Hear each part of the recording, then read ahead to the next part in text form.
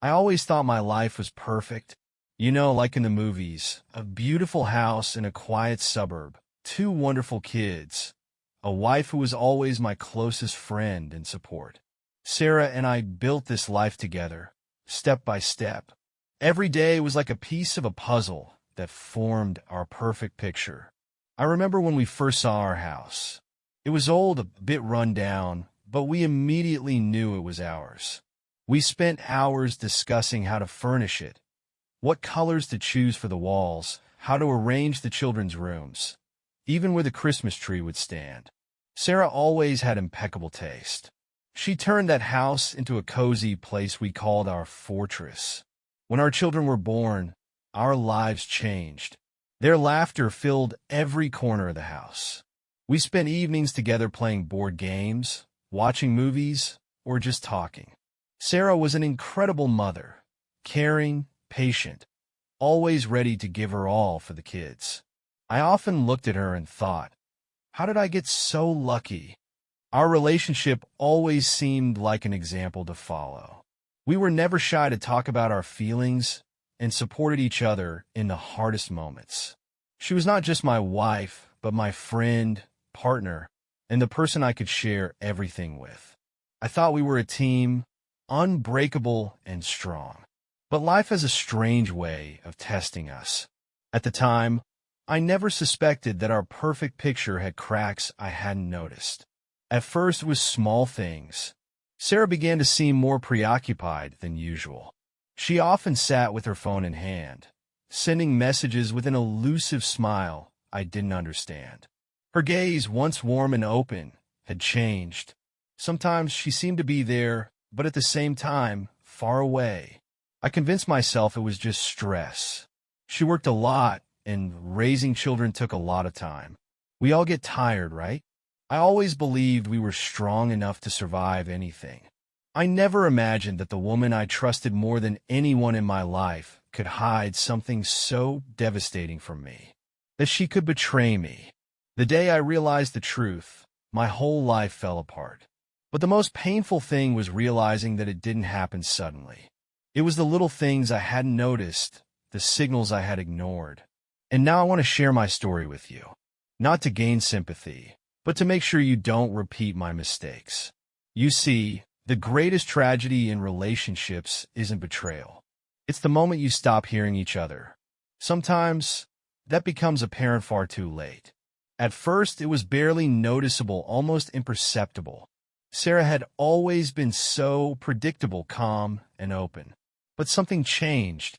I couldn't put it into words, but I felt it. Her movements became different, quick, nervous, as if she was constantly tense. Her phone became an extension of her hand. Previously, it would always lie on the table or somewhere in her bag. But now she never let it out of her sight. She held it even while cooking dinner, keeping it close during family evenings. If the phone rang or a message arrived, she immediately responded, looked at the screen, and either quickly replied or turned off the screen and slipped it into her pocket. One day, I tried to glance at her phone screen when it lit up, but it seemed like she sensed it. She moved it away, pretending to simply put it somewhere else. It seemed like a small thing, but at that moment, something clicked in my head. I began to notice that she was distancing herself from me. Our conversations became shorter, more superficial. We no longer talked about anything real, about our dreams or plans. She said she was tired from work, but somehow this fatigue felt different. She was away from home more often than usual, and each time she had excuses. Work, friends, meetings. I sat in our living room, watching as she received another message. Her eyes lit up for a second, but instead of joy, her smile carried something I didn't understand. I asked, "Who is it?" She looked up as if I had startled her out of a dream. "Oh, just a colleague. We're discussing tomorrow's meeting," she said. But there was a nervous note in her voice that had never been there before. During those days, I became obsessed. My thoughts were everywhere. What's going on? Why is she acting this way? I thought about her phone, her new perfume, the way she spent more time in front of the mirror before leaving the house. I tried to piece these details together into a single picture, but they only left me with more questions. One evening, when she was in the shower, I picked up her phone. My hands were trembling as I held it. It was locked. She now had a password, even though we had never hidden anything from each other before. It seemed like a small thing, but for me, it was another crack in what I thought was our perfect life. I began to feel anxiety growing within me. My thoughts turned into an endless stream of assumptions and guesses. Was this just paranoia? Or was I really missing something? I lay in bed next to her, listening to her steady breathing as she slept. But instead of comforting me, that sound only heightened my doubts. We're all busy, right? I thought, trying to convince myself. But every time I looked in her eyes, I saw something different. Something I couldn't explain, but it kept me on edge. And the worst part was, I didn't know whether it was real or just my imagination. Things that once seemed ordinary now looked like pieces of a puzzle I couldn't assemble into a complete picture. At first, they were just little things I tried to ignore. Her constant phone in her hands, those brief smiles that appeared after receiving a message. She used to always share every detail of her day, but now her answers had become short and vague. One day, I accidentally saw a receipt for a hotel. It was lying on her desk, slightly hidden under a stack of papers. It was a simple invoice with the name of a hotel in the city center and a date that matched the evening she had said she was working late. "What is this?" I asked, holding up the paper. She didn't even flinch. "Oh, it's for work," she said calmly, not even looking up. "We had a client meeting, and we rented a conference room." I looked at her, trying to read her expression. She seemed confident, but something in her voice felt too nonchalant, as if she had prepared this answer in advance. The next day, I noticed she had changed her perfume. Sarah had always used light floral scents. That was her style, her signature. But now the fragrance was heavy, rich, almost provocative. New perfume. I asked as she was rushing out the door. "Yes, a gift from a colleague," she replied quickly without stopping. Her new scent now became almost obsessive for me. It lingered in the air even when she wasn't around, reminding me that something in our life had changed.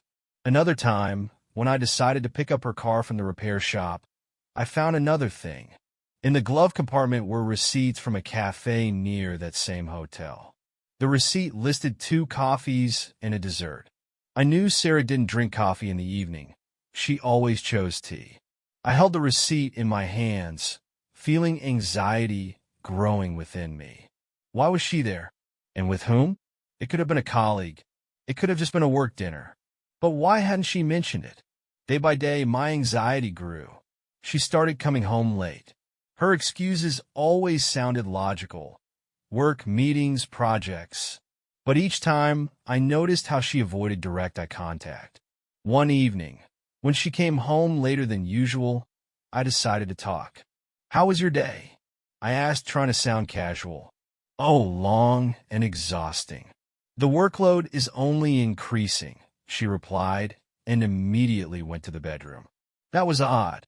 She used to always share details about her day, loved talking about what was bothering her. But now all I got were short, dry answers. Every night, lying next to her, I listened to her steady breathing. She slept peacefully, but I couldn't. My thoughts spun around everything I had seen and felt. What did it all mean? One day, when Sarah was in the shower, I mustered the courage to pick up her bag. My hands trembled as I opened it. I found a note, a small piece of paper with a phone number and the name Michael. Who was he? Why was his number in her bag? I knew it could be a colleague, but I couldn't shake the feeling that it was something more. I started replaying all these moments in my head. The hotel receipt, the new perfume, the cafe receipts, the phone number. Why hadn't I seen this earlier? Was I overreacting? My thoughts turned into an endless stream of doubts. I could no longer look at her without feeling anxious. Every night, I lay beside her and asked myself, is this real? Or am I just being paranoid? But something in my mind told me No, this isn't just a coincidence. This is reality waiting to unfold. And I didn't know if I was ready to hear the truth. One evening, as I sat in the kitchen trying to gather my thoughts after a long day, Sarah walked into the room looking stunning, but with a strange expression on her face. She quickly put on her coat, checked herself in the mirror, grabbed her bag, and said, "I'm going to meet some friends. We've been planning this for a while. You don't mind, do you?" It was hard not to notice how she avoided my gaze. Her words sounded convincing, but the more I listened, the more my doubts grew. Over the past few weeks, she often mentioned meeting friends, but each time something in her behavior made me question it. I kept asking myself, why does she look so nervous? Why is she in such a hurry? Of course, I said, trying to sound carefree, though my voice trembled. All right, have a great time. But this time, I wasn't going to sit at home waiting for her to come back. I felt that this time I had to find out the truth. I waited for her to leave the house, and only then got into my car. My mind was overflowing with doubts, and I couldn't shake the feeling. Something's wrong. I felt like this was my last chance to figure out what she was doing when I wasn't around. The anxiety kept growing, and I couldn't sit at home any longer, waiting, not knowing where she was and with whom. I decided to follow her, all the while trying to convince myself that this was just my imagination. She drove quickly, and I couldn't help but notice how her driving style had changed. Determined, assertive, as if she was trying to hide something from me. What did it mean? Why did everything feel so strange? I followed her through several streets, carefully observing so she wouldn't notice. She turned onto a small street and stopped near a restaurant. It seemed like just a coincidence, but I saw her eyes glance quickly in the mirror for a moment. She saw something I couldn't decipher.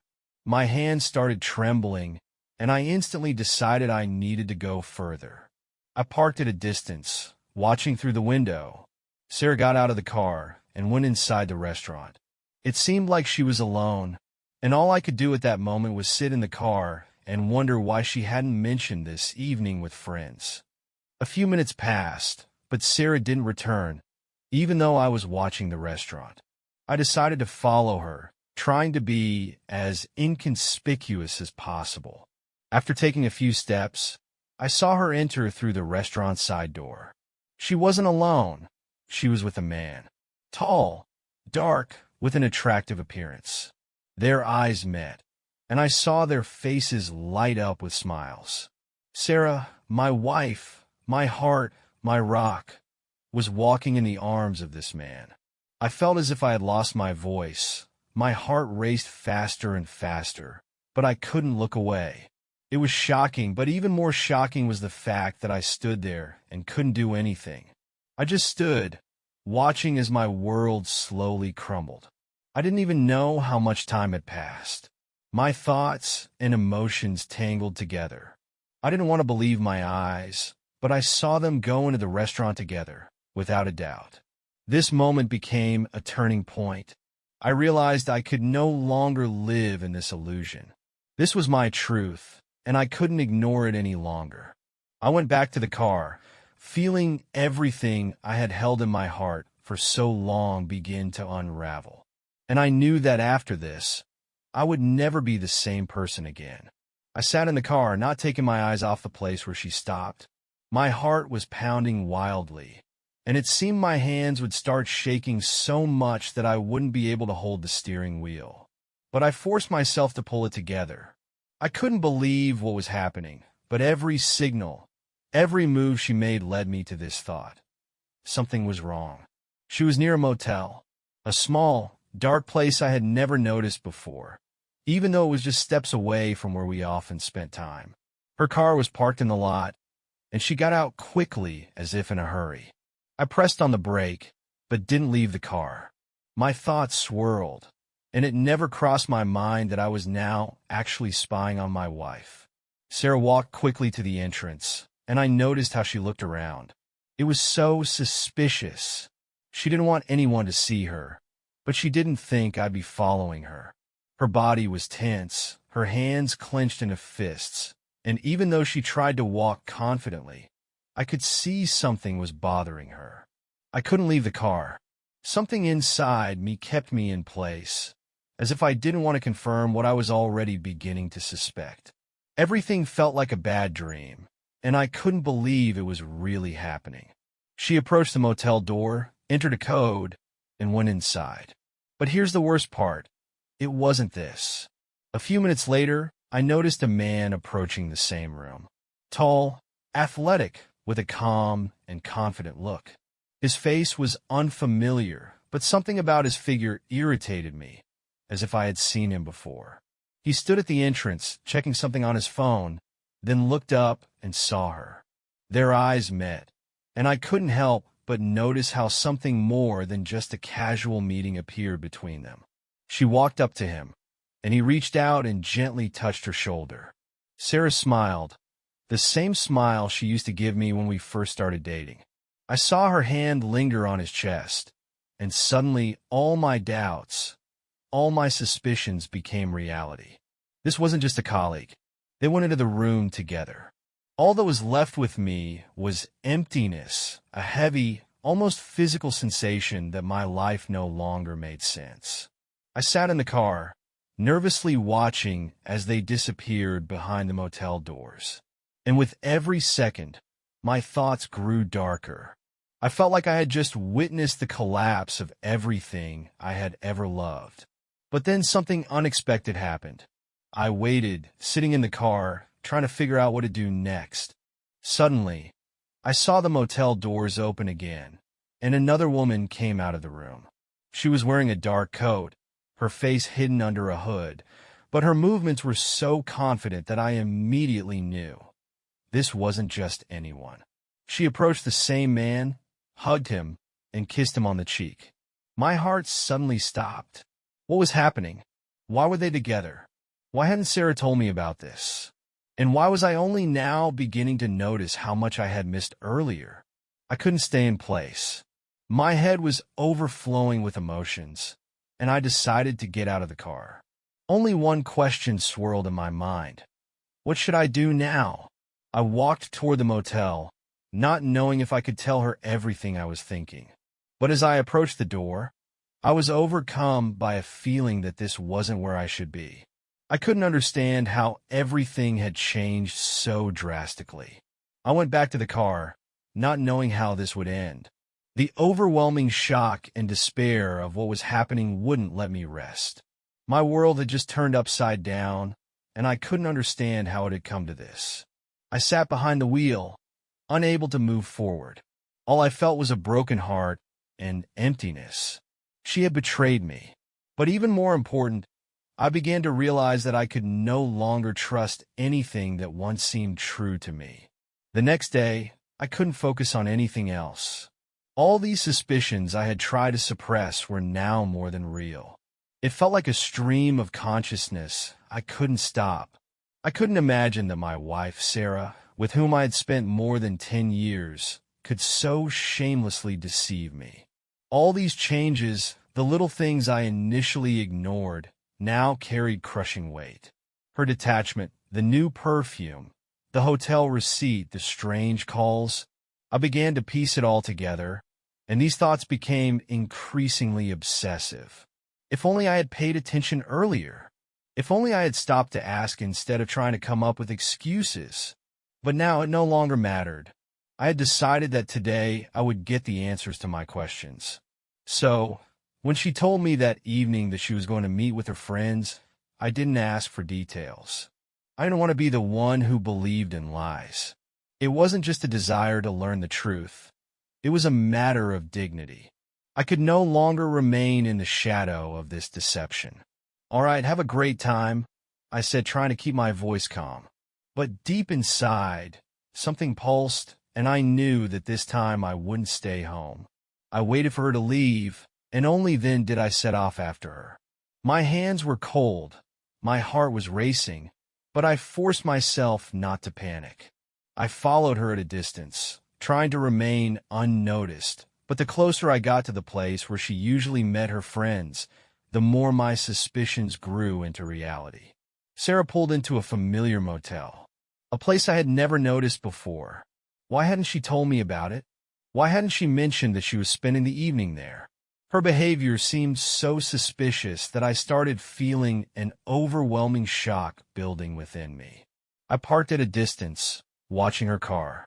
She got out, her posture slightly tense, as it always was when she tried to hide her true emotions. She glanced around, as if looking for someone, and I noticed how her eyes lit up when she saw a man approach her. They hugged. At first, it looked like just a meeting, but then I saw him touch her hair, and she responded with a look I had only ever seen in my dreams about our future together. I stood there, silently watching as they walked into the motel together, and in that moment, I realized I could no longer ignore what was happening. It was obvious she was with him. He looked confident, slightly tilting his head as he said goodbye to someone at the door before entering the same room she had entered a few minutes earlier. I sat in my car, my mind overwhelmed with emotions. I felt my world falling apart. Sarah, my wife, had become a stranger. My trust in her shattered in an instant. The feeling of betrayal was so overwhelming that I could barely breathe. Yet, instead of turning around and leaving, I stayed in the car for a few more minutes, feeling every stream of consciousness collide with pain and despair. I tried to make sense of it all. How did this happen? How had I not noticed it before? And why was I now sitting here, a helpless witness to the betrayal of the woman I loved? I got out of the car and suddenly felt a surge of determination. I couldn't just leave things as they were. But the more I thought about it, the more I realized this was no longer a matter of suspicion. It was something far worse. My heart no longer belonged to me. It was shattered into pieces. It became hard to even breathe. I stood there, looking at the motel windows where they might have been, unable to stop my thoughts. I couldn't let her leave everything in secrecy. I had to understand the truth, no matter how painful it was. This was my last chance to find out what was happening and to understand if there was any chance of saving what was left. But every part of me screamed that it was already too late. I stood there, at the threshold, looking at her, and my emotions started to explode like a storm that could no longer be contained. Sarah stood in front of me, her eyes filled with tears, but I felt no sympathy. I could no longer listen to her. Every time she opened her mouth, it only deepened the pain inside me, as if each word was a sharp blade sinking deeper into my soul. "You should have told me earlier, Sarah," I almost yelled, my words coming through clenched teeth. "You should have told me the truth when it all started. Instead, you chose lies. You chose him." She stepped forward, trying to come closer, but I pulled away as if her presence had become poisonous to me. She began to say something about apologies, about mistakes, but I could no longer hear those words. They carried no weight. All I felt was the sense of betrayal, that my trust had been crushed. "You're saying you're sorry?" I laughed, but the laughter was bitter and lifeless. "How can you forgive such a betrayal? How can you simply forget that you were with him? I thought we were a team, that we were one, and you decided it could all be replaced with a few meetings with another man, and that's fine?" She stood silently, her tears now flowing endlessly, and I could see she was trying to speak, but her voice trembled as if she couldn't find the words to justify herself. I knew she didn't want this, but that didn't change what had happened. "I don't know how you feel, Sarah," I continued, unable to hold back my anger. "Maybe it was hard for you, but that doesn't give you the right to destroy everything we built. You betrayed me, and not just betrayed me. You went to him, you chose him over me." She tried to justify herself, talking about how lonely she felt, how she sought attention when I seemed buried in my work. But it didn't matter. Nothing she said could change what I felt. She spoke, and I kept drifting further and further away from her words, from every attempt to explain what I could no longer hear. "Lonely?" I repeated her word, but it sounded like an accusation, a question that had no answer. "How could you feel lonely when I gave you all my time? How could you do this when I was there, trying to be your support. My words began to sound like a scream, and I felt anger explode within me. I can't take this anymore, Sarah. I can't stay here with you, listening to your excuses, your explanations. You didn't just betray me once or twice. You kept hiding things from me, and now I see how you hid it all, just like you hid your feelings for him. She stood before me, her face shifting from anger to despair, but I no longer cared. What could she say? What could she possibly explain when everything was so obvious? You betrayed me, Sarah. You chose him, not me. You say you felt lonely. I continued, becoming more and more consumed by my emotions. And what about me? Was I not part of your life? I was always there, but I failed to notice when you started looking for someone else. You had no right, Sarah. I gave you everything, and you decided it didn't matter. Her hands were trembling, and she tried to step closer, but I recoiled. That was the moment when nothing mattered anymore. I felt my heart breaking, and an overwhelming sense of emptiness engulfed me. Could I ever trust her again? And was she still the woman I had once loved? I can't be with you anymore, I said, and my words sounded like a sentence. I can't live in this lie. You made your choice, Sarah. You didn't just betray me. You destroyed us. She looked at me, and I saw her pain, her suffering, but none of it mattered anymore.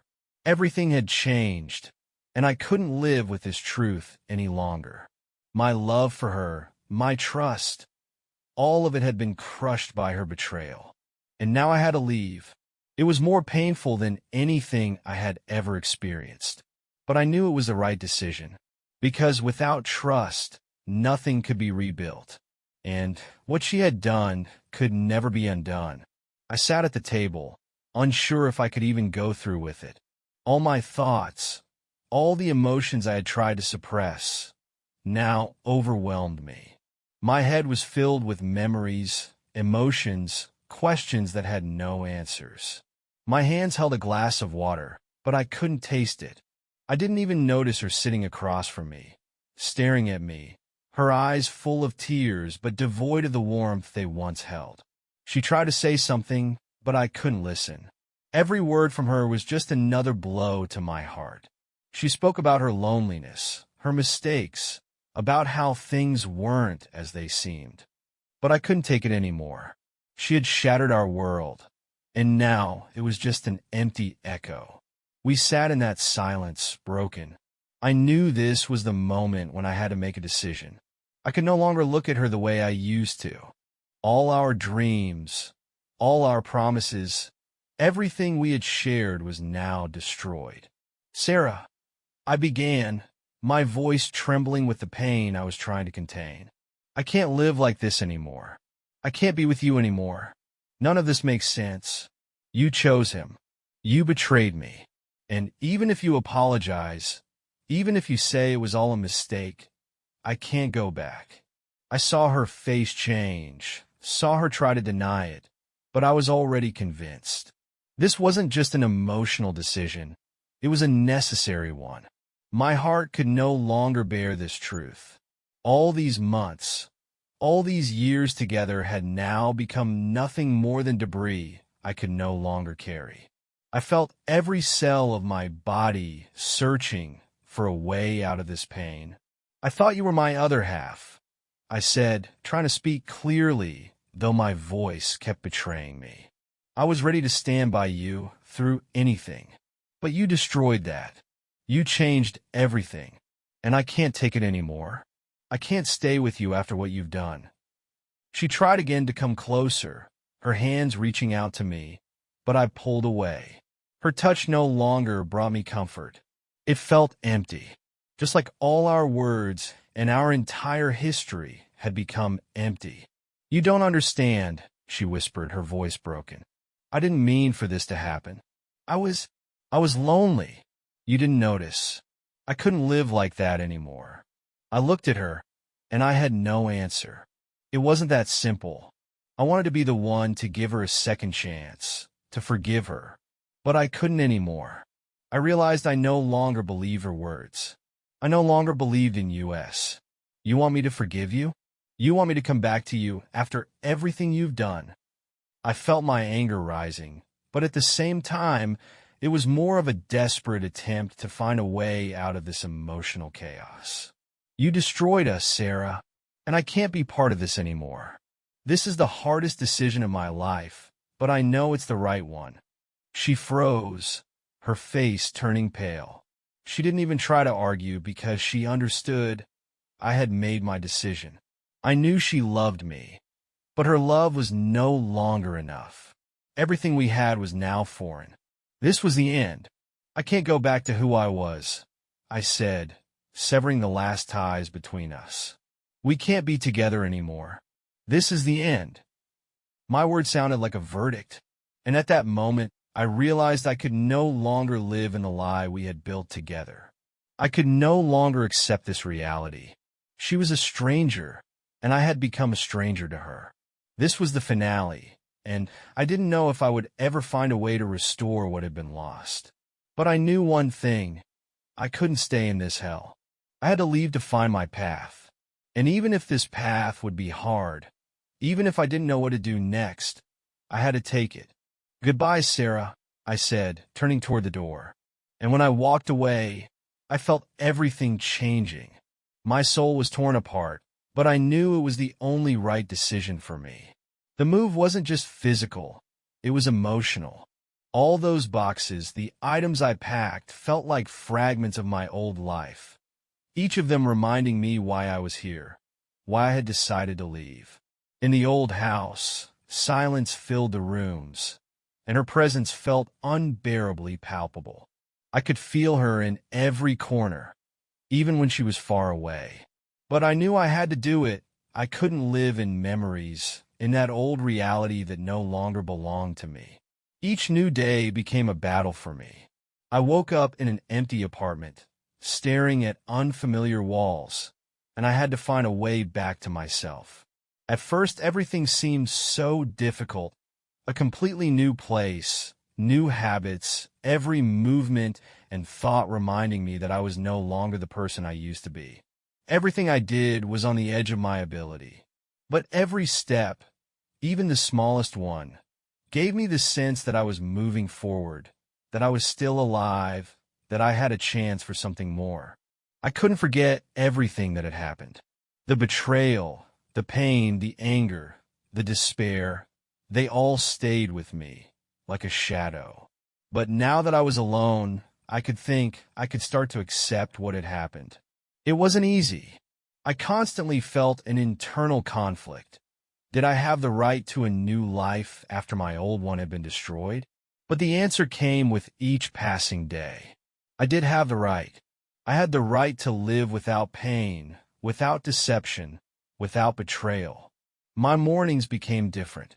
At first, I woke up with a heavy sense of emptiness, but the longer I stayed in this new place, the more I began to find peace. My walls were no longer just empty. They began to fill with new memories.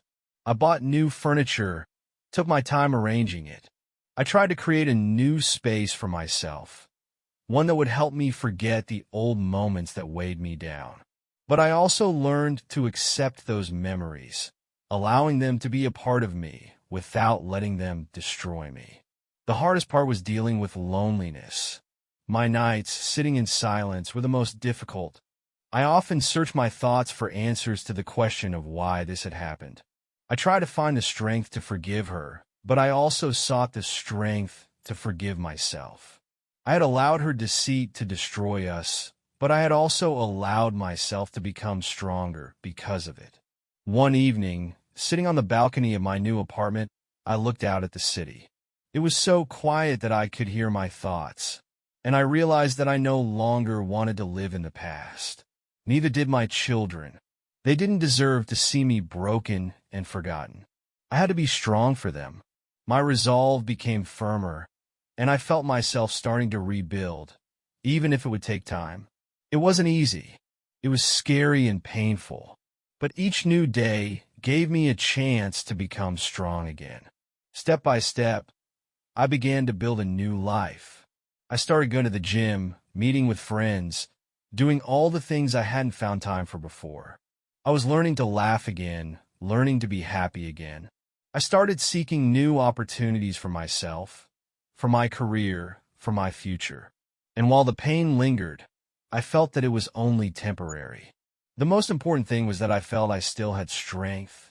Maybe I was no longer the man I used to be, but I still had the right to my happiness. I wouldn't let the betrayal completely destroy me. I was no longer a victim of the situation. I was the creator of my new life. And this was just the beginning. Maybe one day I would be ready for new love. Maybe I could trust again. But to do that, I had to learn to be myself, to find myself, and to make my new life meaningful not just for me, but also for my children, for those who remained with me after everything that had happened. I took the first step, and though many challenges lay ahead, I knew I now had a chance to be happy. My new beginning started now, and it was my choice. I stared at the empty space that remained after everything that had happened. My room was bright, but inside I felt something dark, and it was hard to put it into words. As I sat there, reflecting on everything that had happened, on how my life had changed over these months, I already knew one important thing. Life doesn't end with betrayal. I said quietly, speaking to myself, though it felt like I was talking to someone else. It was hard to accept this thought because betrayal is something that leaves scars on the heart. And those scars would remind me of themselves for a long time, sometimes in the most unexpected moments. But now I understood, if I allowed this to destroy everything, I would be imprisoning myself in the past. It was a hard lesson, a lesson about how important it is not to fear pain, but to accept it as part of the journey. Because without pain, we cannot grow. I realized that even in the darkest moments of our lives, we can find the strength to move forward, no matter how hard it is. And in what had happened, I understood the most important thing: we always have a choice. Yes, I was betrayed. Yes, I lost everything I loved. But I was still alive, and I still had the chance for a new beginning. And that was the choice I made. I turned to the camera and took a deep breath, trying to find the right words to convey this to others. I wanted them to hear it, to understand it. I'm not saying it will be easy. And I'm not saying betrayal doesn't leave scars. It hurts, and the pain doesn't go away quickly. But it's not the end. And it's definitely not the end of your story. Sometimes we hold on so tightly to what we have that we can't see what's ahead. We're afraid of change. But change is what gives us the opportunity to become stronger. Only after I accepted the painful realities did I start finding the strength to move forward. And I know I will be happy again. Not the same as before, but in my own way. I lingered for a moment, trying to find the words to express all these feelings. It had been a hard fight, but I realized that it was the only way to become better. To learn to love myself again, despite everything that had happened. I know many people go through the same thing, and maybe even worse. I want you to understand one thing. You have the right to a new life. You have the right to happiness, even after betrayal.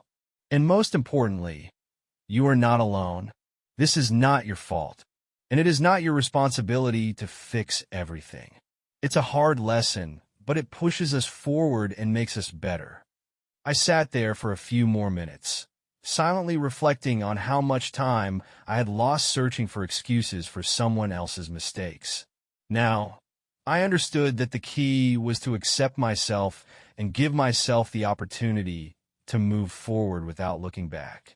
You have the right to start over, and maybe it won't be the way you planned, but it will be better than what you left behind. I looked directly into the camera, feeling my words weighed down with the strength of emotion. Never let the past define your future. What happened changed me. I became someone different, but not broken. I will never be the person I was before, and I know I won't stay in one place. My new life begins now, and I will move forward despite the pain. I know you can do it too. You are not alone.